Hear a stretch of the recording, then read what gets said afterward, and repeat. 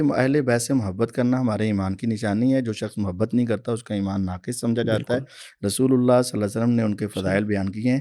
تو ہمیں ساری زندگی ہی اہل بیت سے محبت کرنی چاہیے. ٹھیک اور دو طریقے سے.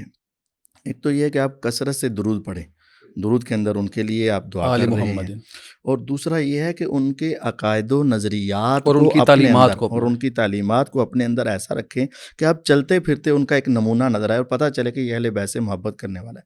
جس طرح سیدنا علی رضی اللہ تعالیٰ عنہ حضور سے محبت کرتے تھے، تو سواری پر چڑھ رہے ہیں تو مسکرائے. تو سبحان پوچھا کیوں مسکرائے؟ کہا میں نے حضور کو دیکھا وہ دیکھا سواری تھا. پر چڑھتے وقت مسکرائے. تو حضور کی تعلیمات حضرت علی رضی اللہ عنہ نے لی ہیں، تو اہل بیت کی تعلیمات اپنے اندر رکھو. اور اہل بیت نے جو ہمیں کہا ہے کہ قبروں کو گرا دو اور قبروں کو برابر کر دو. گرا دو مطلب جو اونچے بنے ہوئے کبے حضرت قبے علی تھے. رضی اللہ عنہ کا جو حکم ہے ان کو برابر کر دو اور یہ تصاویر مورتیاں ختم کر دو. اور اہل بیت کی جو صبر کے احکامات ہیں، صبر کی تعلیمات ہیں، ان کے اوپر ان کو اپنے اوپر تو گویا نافذ جو کرو.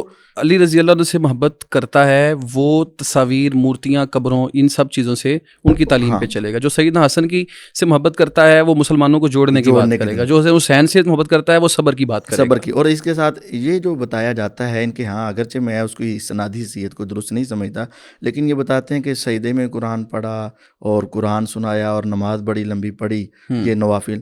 تو اکثر دیکھنے میں آیا کہ ان میں سے کوئی ایک بھی نماز نہیں پڑھتا. تو اگر آپ اہل بیت حضرت حسین کی سنت پر عمل کرنا چاہتے ہو تو اس مشکل کی گھڑی میں تم باہر نکلنے کے بجائے اپنی نمازوں کی طرف توجہ دو. استعینوا بالکل. بالصبر والصلاۃ. استعینوا بالصبر والصلاۃ. تو شیخ اس صاحب آپ بھی اس طرف پہ اپنی رائے کا بس ایک اضافہ اضافہ کروں گا اس میں کہ جو اتھینٹک آل رسول آج موجود ہیں ان کا خیال کرنا چاہیے، ان کو احترام دینا چاہیے. اور الا المودۃ فی القربہ، اور ان کے لیے صدقہ زکوٰۃ جائز نہیں.